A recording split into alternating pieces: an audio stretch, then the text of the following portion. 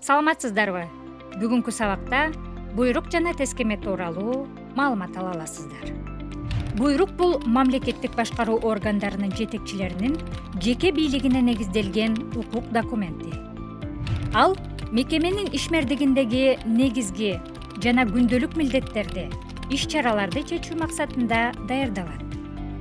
Ал эми тескеме негизинен мамлекеттик башкаруунун коллегиялуу органын башкарган жетекчинин атынан маселелерди чечүү үчүн чыгарылган укуктук акт. Тескеменин стили жана аткарылуу формасы буйрукка окшош. Көңүл буруңуз.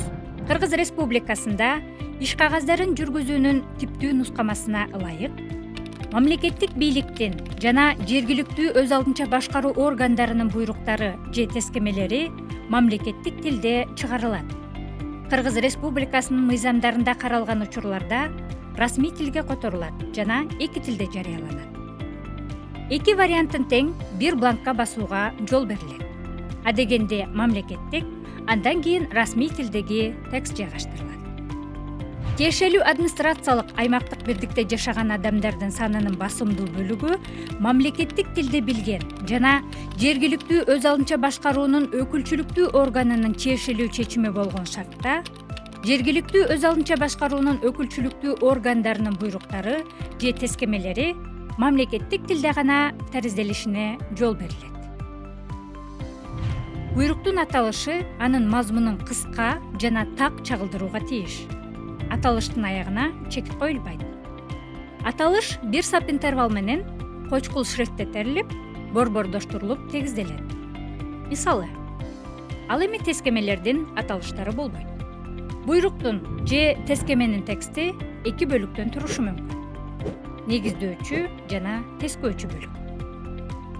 Негиздөөчү бөлүктө буйрукту же тескемени чыгаруу үчүн негиз болгон максат жана милдеттер, фактылар жана аракеттер кыскача баяндалат. Ал максатында аткаруу үчүн деген сөздөр менен коштолушу мүмкүн. Эгерде буйрук же тескеме башка документтин негизинде чыгарылса, негиздөөчү бөлүгүндө бул документтин аталышы, анын автору, датасы, номери жана аталышы көрсөтүлөт.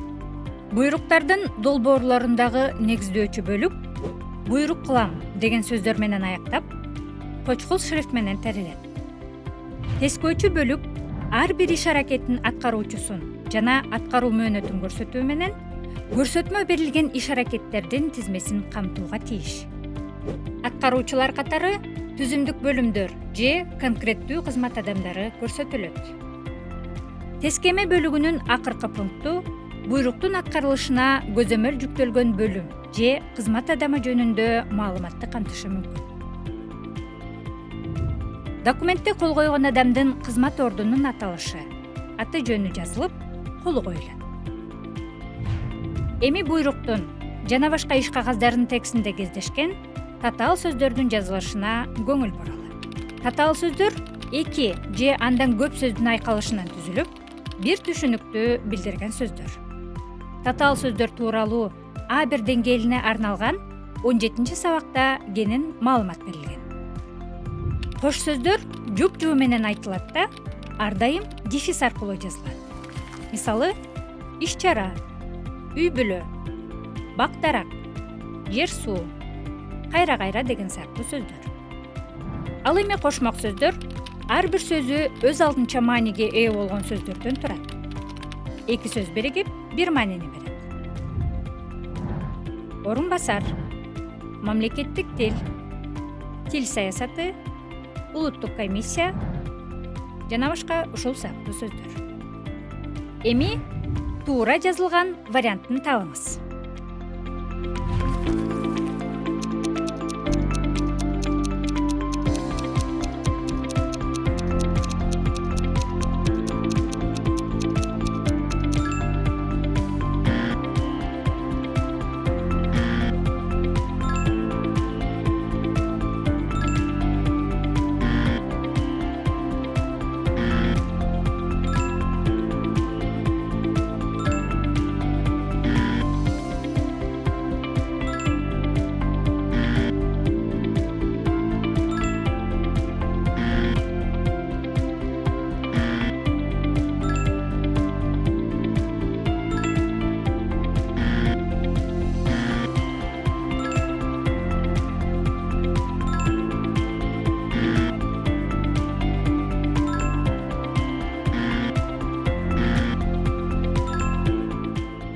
бүгүнкү сабагыбыз соңуна келди.